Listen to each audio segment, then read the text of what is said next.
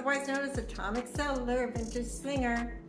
So today I'm going to attempt to explain the history and the origins of Bakelite.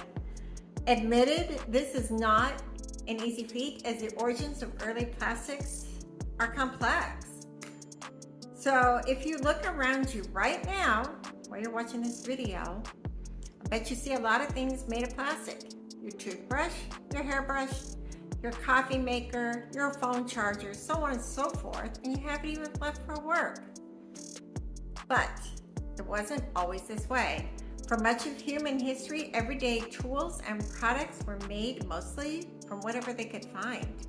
Animal skins, bone, ivory, wood, metals, plant fibers, animal hair, so on and so forth. The common use of natural plastic substances such as rubber latex from plants and shellac. And yeah, I did learn. I learned a few things. I learned what shellac is. Shellac is made from secretions of the lac beetle. Yeah, acid beetles.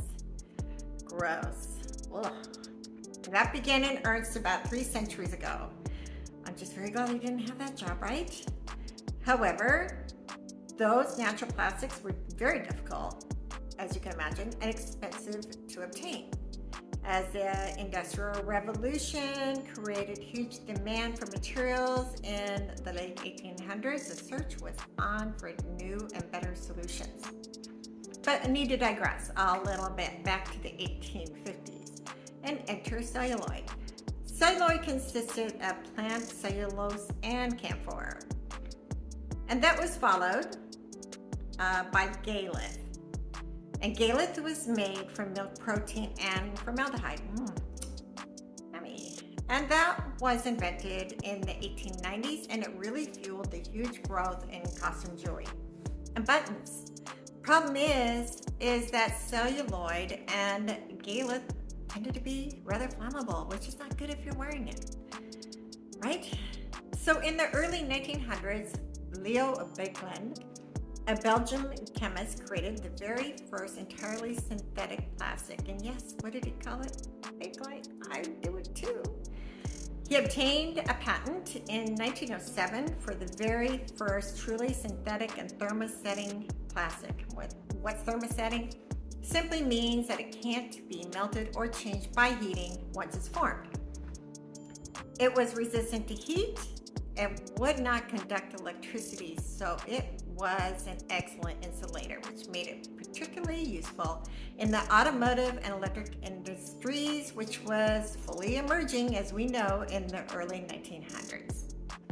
Fast forward 20 years or so to the 1920s, and a whole new range of colors became available in bakelite, and bakelite invaded like every area of modern life.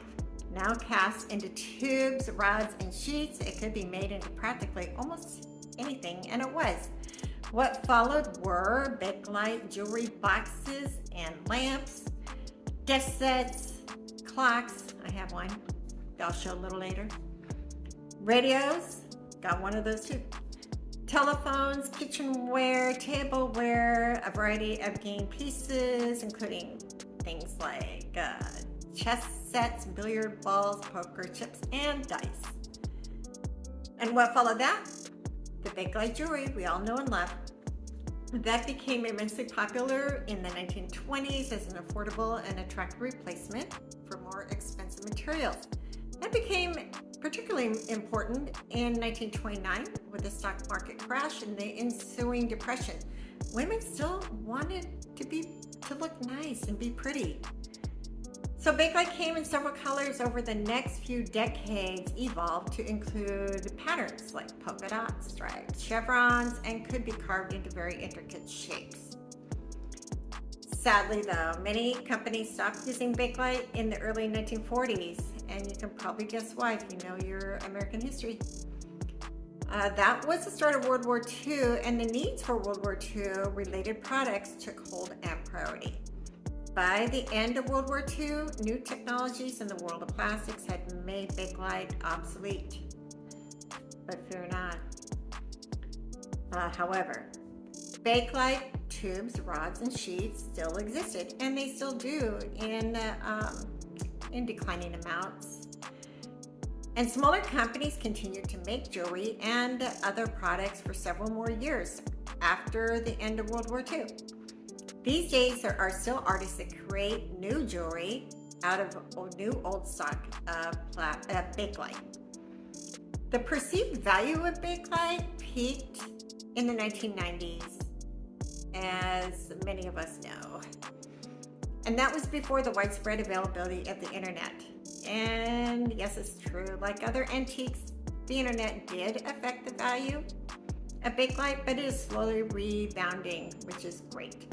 The fact that there is such a limited supply of bakelite rods, tubes, and sheets has slowly driven up the value of bakelite and will continue to do so. What's to follow are some little examples of my personal collection, everything from insulators to modern jewelry made from new old stock. So enjoy! I have some examples from my personal collection to show you. So I'll try and go in chronological order. This is an insulator of some type, and I believe it's been mounted onto wood for display. So this is pretty early 1900s. And follow that with also, I think I mentioned clocks. So this clock was made by West Clocks. And believe me, it still works. Isn't that amazing that it still works? A lot of the modern clocks I bought don't, but this one does. Then they forayed into other areas. This is the humidor, the amber glass, the bakelite lid, and kitchenware. I have quite a bit, but I only brought a few pieces out. This is made by Sheffield steak knives. Isn't that cool? Even has the information. Have I used them? No, I collect them. And of course, we can't forget the salt and pepper shakers. These are from New York City. Souvenir. Those are very cool. Yeah. The Statue of Liberty. And I have some napkin rings. And then they got into jewelry. So I do have some older jewelry pieces. Of course, I love the polka dots. These are just a few. And necklace. And also earrings, lots of earrings. These are very cute. Let's see, let's just get a couple pairs out here. I'd find two matching pairs. Okay. These are all clip-ons, of course, because nice girls, good girls didn't pierce their ears back then. Yeah, you can tell I like. Here's another pair. And these are clip-ons also. Okay, and then little they start making, of course, the case that my earrings are in is a bakelite case, and these became quite popular. Can't forget handbags with leather. Sorry, it's not fake, it's real, I'm sorry. But this is very cool because it just slides right out. Ingenuity of it. Okay, let's see. And I think I mentioned the more recent bakelite in the different colors. I did an earlier video how to test bakelite. Look for it in my feed. But the colors that you're seeing in the typical bakelite is after it patinas. Now you'll see some bakelite that hasn't done that. It's bright. This is the newer Bakelite that is made by artists.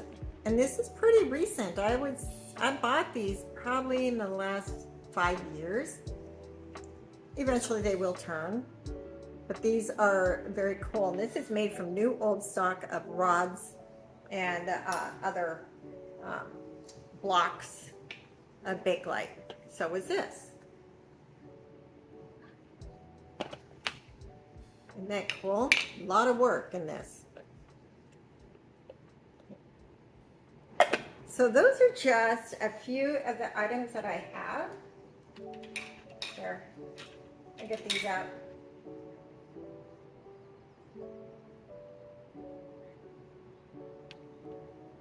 So, like I mentioned, Bakelite invaded almost every area of American life back then. Everything from electronics, automotive, and kitchenware, and I even have a lighter that's Bakelite. Now I don't know how safe that would have been, but that's just me.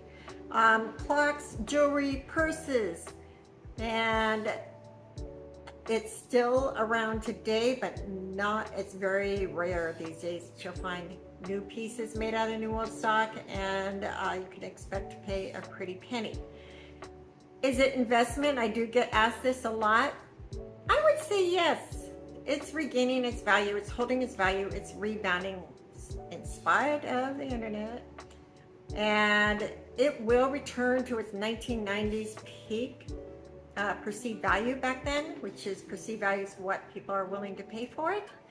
So I would say it's a safe investment since they are not making it in mass anymore. I hope you enjoyed this video and have a wonderful week. And please don't forget to like and subscribe. Hit that subscribe button. Have a good one. Bye. If you like what you just saw and you want to see more of it, please hit like and smash that subscribe button. Right, Sam? Yeah, he says right.